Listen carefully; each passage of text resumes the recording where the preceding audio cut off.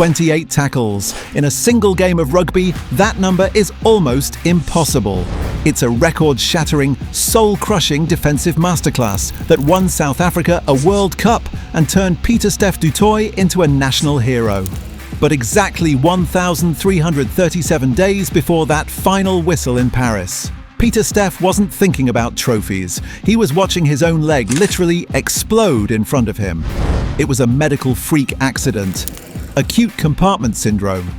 Only 43 cases had ever been recorded in medical history, and nearly half of them ended in amputation. Dr. Jason Suter said, "It's a medical emergency because if you don't pick it up early, they lose blood supply to their leg and they lose the leg." He lost 10 kilograms of muscle. Everyone thought his career was over. They were just hoping he'd be able to walk again. So how does a man go from the brink of losing a limb to becoming the Malmesbury missile that saved a nation? This is the unbelievable story of Pieter-Steph du Toit. Before we get to the nightmare, you need to understand who Pieter-Steph du Toit really is, because his story doesn't start with him. It starts generations earlier. His full name is Pieter-Stephanus du Toit. Now you might think that's just a name, but here's the wild part. He's the 7th person in his family to carry this exact name. Can you imagine the pressure of carrying a name that's been passed down for 2 centuries? Born on August 20th, 1992, in the Western Cape of South Africa, it was a tough, grounded upbringing, the kind that builds character and work ethic. But the weight of his name wasn't just about family tradition, it carried rugby royalty. His grandfather, Pieter-Steph du Toit, was a legendary Springbok prop who earned 14 Test caps for South Africa between 1958 and 1961. So from the moment Pieter-Steph could walk, he knew what was expected of him. This wasn't just about playing rugby, it was about honouring a legacy. Du Toit himself once said, "I grew up with a sense of destiny. I feel responsibility carrying this name." From day one, he wasn't just playing for himself. He was playing for every Pieter-Stephanus du Toit who came before him and for everyone who would come after. But destiny? Destiny doesn't come easy, and the road ahead would test him in ways that would make most people quit. Du Toit's early rugby career was anything but ordinary. He started out as a flanker in school, but then something happened. We're talking grew to an incredible 2 meters tall, 6 feet 7 inches. Most players that tall would naturally become locks, playing in the second row where height is king for line-out work. And that's exactly what happened. Coaches converted him to lock, but here's the thing. Du Toit never lost his flanker instincts. He still had the speed, the tackling technique, and the ball-carrying aggression of a loose forward. So what you ended up with was this absolute freak of nature. A player with the physical tools of a traditional lock combined with the dynamism and work rate of a flanker. A hybrid monster. By the time he finished school at Hoërskool Swartland in Malmesbury, professional scouts were drooling. He joined the Sharks Academy in 2011 and dominated the junior levels. In 2012, he was selected for the South Africa Under-20 team and helped them win the Junior World Championship. At just 19 years old, he was already a champion. On November 9th, 2013, at 21 years old, Du Toit earned his first Springbok cap against Wales. The legacy of his name was being honoured. But it was just the beginning. In 2016, Du Toit made a career-defining move. He joined the Stormers in Cape Town, and immediately everything clicked. That very first season, he won his first SA Rugby Player of the Year award. He was becoming a household name. But 2018? That's when the world truly understood what kind of player Pieter-Steph du Toit was. That year he played in every single Springbok Test match. All 14 of them. He was doing everything, and he was doing it better than anyone else. By early 2019, Du Toit won his second SA Rugby Player of the Year award. He was now in elite company, at that time only the 5th player since 1992 to win the award more than once. But that was nothing compared to what was coming next, the 2019 Rugby World Cup in Japan. For South Africa, this wasn't just about rugby, it was about redemption. And Pieter-Steph du Toit? He was the engine driving them forward. The Springboks bulldozed through the tournament with a game plan built on brutal physicality and suffocating defence. And when they reached the final against England on November 2nd, 2019, Du Toit delivered one of the most tactically perfect performances you'll ever see.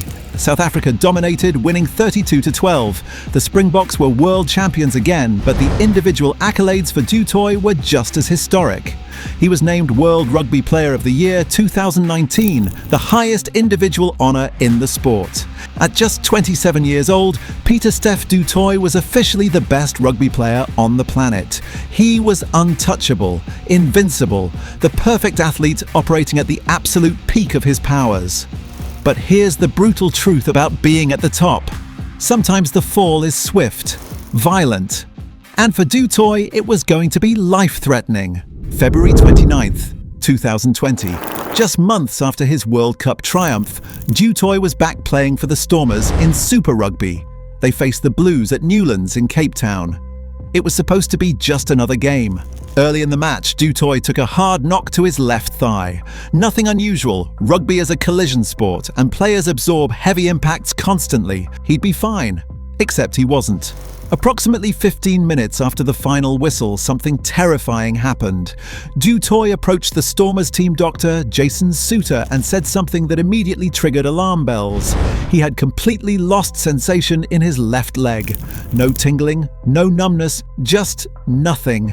He was looking at acute compartment syndrome, or ACS, one of the rarest and most dangerous medical emergencies in sports. The man who had been crowned the best player in the world just months earlier was now lying in a hospital bed, fighting to keep his leg attached to his body. And the worst part? Nobody knew if he'd ever play rugby again, or even walk normally. By October 2020, 7 months after the initial surgery, Du Toit had to undergo a third operation on his left leg.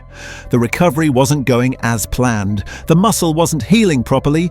Du Toit later opened up about the mental toll, saying, "Every athlete knows that serious injuries take a while to heal, but when I just stopped getting better, I didn't know what was going on." The frustration, the fear, the doubt creeping in. But here's where Du Toit's character truly revealed itself. Despite everything, the surgeries, the setbacks, the uncertainty, he refused to quit. He held on to one belief, that he could still make a difference for South Africa, that his story wasn't over. The rehabilitation protocol for post-fasciotomy recovery is brutal.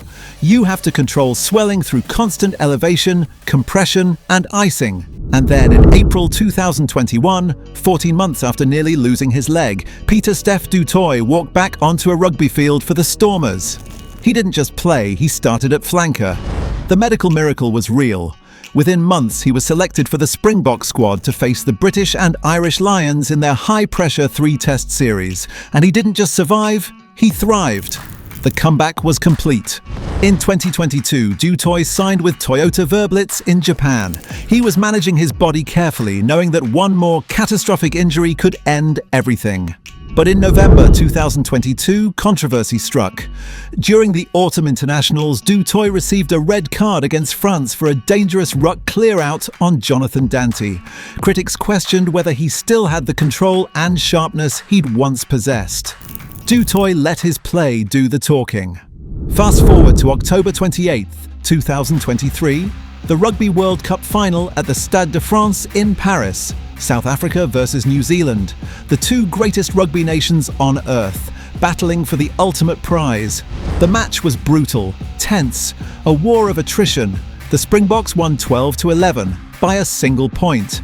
To secure that victory, South Africa had to make an astronomical 209 tackles. And leading this historic defensive effort, Pieter-Steph du Toit. He personally made 28 tackles in 80 minutes. 28 tackles. To put that in perspective, the previous record for tackles in a Men's World Cup final was 18, set by the legendary Richie McCaw in 2011. Du Toit didn't just break the record, he obliterated it by 10 tackles. He was everywhere, personally haunting All Blacks like Geordie Barrett, whom he tackled 9 times. Pieter-Steph du Toit was named Player of the Match. The man who nearly lost his leg had just won South Africa their 4th World Cup title with the greatest individual defensive performance in final history. In late 2024, the rugby world recognised what had become undeniable. Pieter-Steph du Toit was back at the summit. He was named World Rugby Player of the Year for 2024, 5 years after his first win in 2019. By late 2025, with 95 test caps and counting, du Toit's legacy is cemented. He has helped the Springboks to back-to-back rugby championship titles in 2024 and 2025. He even ended Antoine Dupont's 4-year reign as the world's best by winning the prestigious Midi Olympique Oscar Monde Award. He's the kind of player who makes you believe anything is possible. So here's the question: what makes Pieter-Steph du Toit's story so powerful? It's not just that he came back from a career-threatening injury. Plenty of athletes have done that. It's not even that he nearly lost his leg. It's that he came back better, that he transformed trauma into fuel. In March 2020, he was lying in a hospital bed, unsure if he'd ever walk normally again. 3.5 years later, he made 28 tackles in a World Cup final and was named the best player in the world. That's not just a comeback, that's a complete reinvention of what's possible. His story is a reminder that greatness isn't just about talent. It's about what you do when everything is taken from you. When the doctors tell you that you might lose your leg. Pieter-Steph du Toit didn't just survive, he conquered. He became the machine that rugby had never seen before and may never see again. So what do you think? Is this the greatest comeback story in rugby history? Let me know in the comments.